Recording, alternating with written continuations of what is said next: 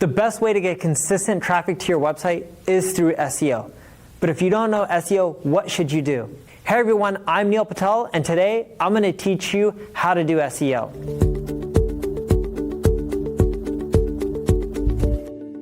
The first thing you need to do is practice. Practice makes perfect. If you don't practice, how are you ever going to get good at something or even learn something? You don't want to practice on your main business or your main idea. Create a junk website, one that's going to be fun and that you can be excited about. It could be a blog. So go to WordPress and create a WordPress blog. You want to do it on your own domain name. Don't do WordPress.com, do WordPress.org. And if you're not sure on how to set it up, just sign up for HostGator or Bluehost. They have a one-click install for WordPress.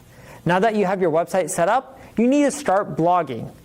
Pick any topic that interests you. Write content. Now that you got the content done, the next thing you want to do is install the Yoast SEO plugin. The Yoast SEO plugin is a shortcut. It makes your blog optimized somewhat for Google. It actually makes it really optimized from Google, but of course you're going to have to do some work by putting in the keywords in your title tag, your meta description. There's walkthrough tutorials on how to use the Yoast plugin, and just go through them and you'll be fine. After you have the Yoast plugin up and running, the next thing I want you to do is cross-link your blog posts together. So let's say you have two posts.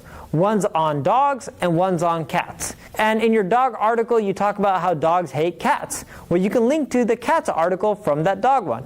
And in your cats article, you can talk about how cats love pestering dogs. You can link that cats article to the dog article. That's what cross-linking is. You don't want to just cross-link two posts together. You want to cross-link all your relevant posts together when it makes sense. If it doesn't make sense, don't link them together. And last but not least, you want to start building links. The way you build links is you go to ahrefs.com, ahrefs.com, put in a competitor URL, you'll see who links to them, and then you want to email these guys, right? You go to those sites who link to your competitors and you say, hey, I noticed that you're linking to xyandz.com. We have a similar business within the same region, but we also offer 1, 2, and 3 services that they don't. So you should also check us out. It may be useful to your website visitors. And if you like us, feel free to link to us. Cheers, Neil. It's that simple. Sure, a lot of people are going to ignore your email, but if you get 5 out of 100 people to link back to you, that's great.